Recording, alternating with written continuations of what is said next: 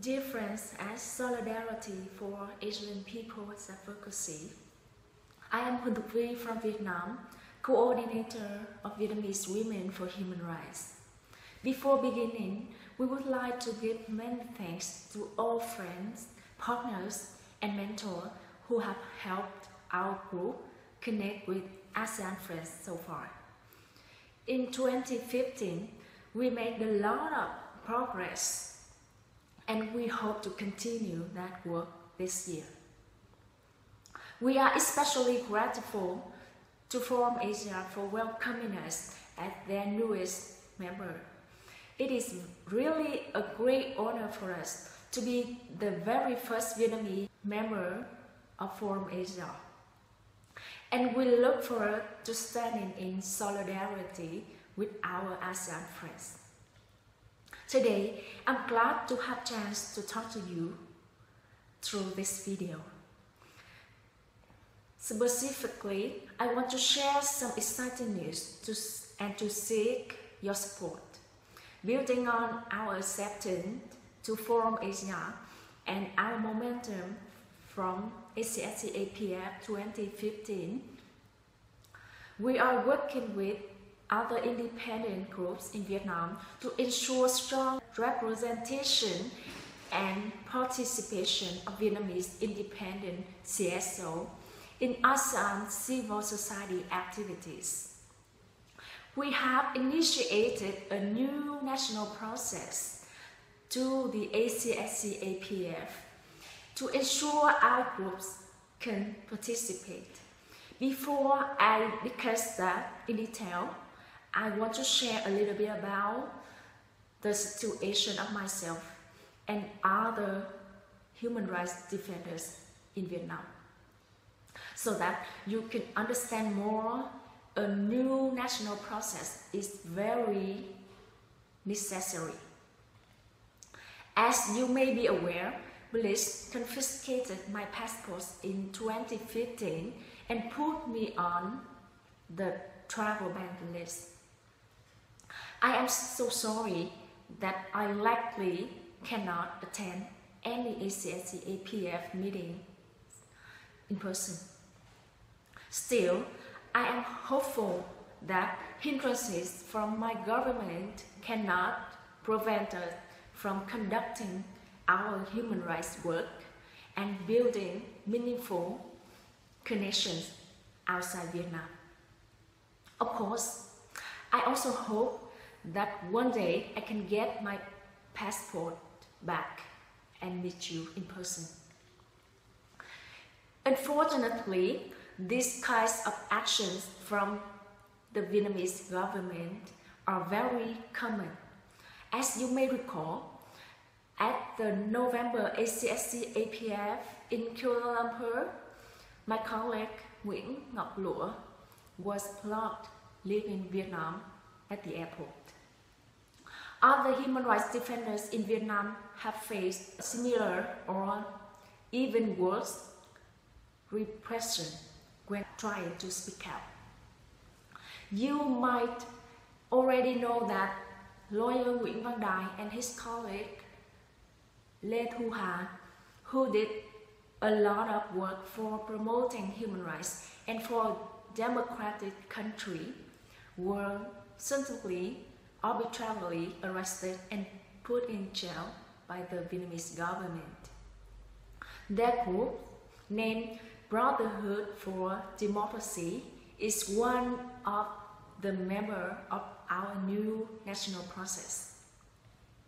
TPP negotiations do not frustrate the government from continuing their repressive policy on land petitioners, independent religious communities, ethnic minorities, dissidents, and human rights and democracy activists. Gongos have been set up by the state to dominate civil society space, exclude dissenting voices, and in order to present a happy picture of Vietnam for the outside world. At the beginning of this year, VNWHR worked together with representatives of other independent CSO to create a network of independent Vietnamese civil society organizations. In January, we officially established the Vietnamese National Process for the ACSC-APF to elect genuine representatives to attend consultation meetings and to be our voice on the ACSC-APF Regional Steering Committee. This process is exclusive and independent from government interference.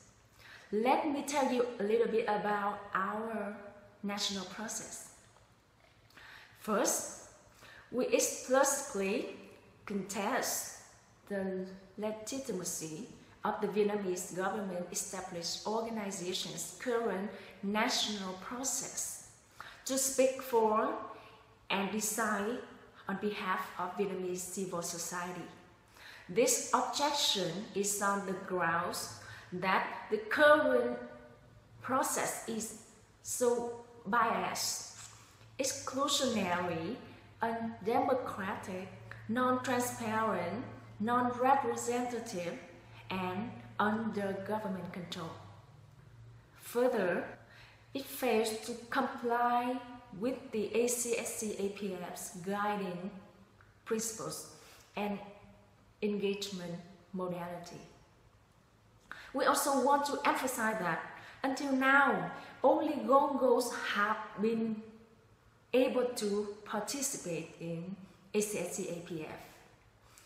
Gongos are set up to serve the Communist Party interests, not the interests of the people. In some cases, like VNWHRs, we were founded because the Vietnam Women's Union did not reflect our issues and concerns.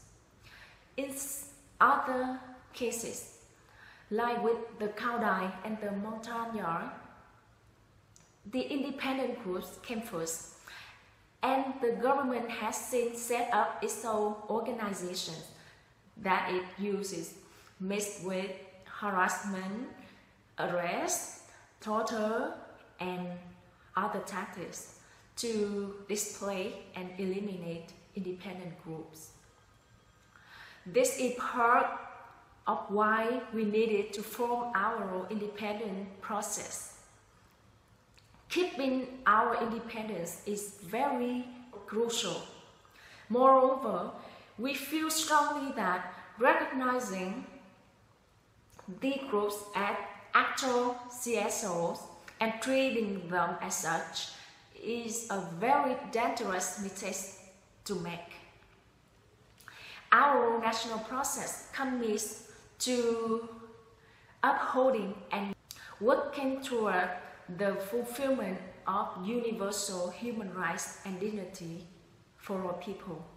We are committed to international human rights standards for Vietnam and ASEAN, as enshrined in the Universal Declaration of Human Rights and all UN treaties. But we need solidarity from participants in ACSC-APF to achieve our goals of full participation. There are many obstacles we will encounter where we may need your support, and some where we will also need your strategies, guidance, leadership, and advice on how we can join you in East Timor.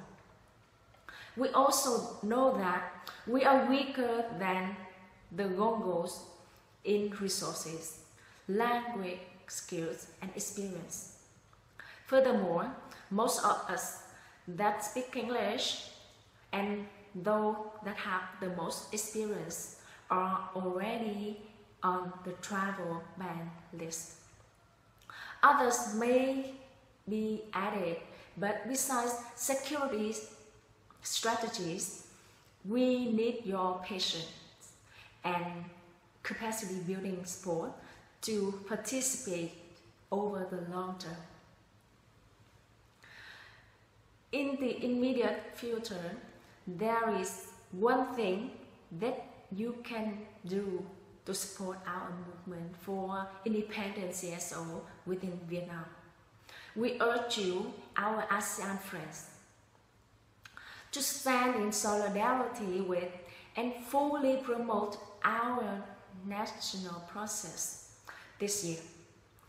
We ask you to join with us to find effective ways to guarantee our representatives can join the 2016 ACSC APF. Thank you so much for your attention today. Again, I hope one day we can meet all in person. Thank you.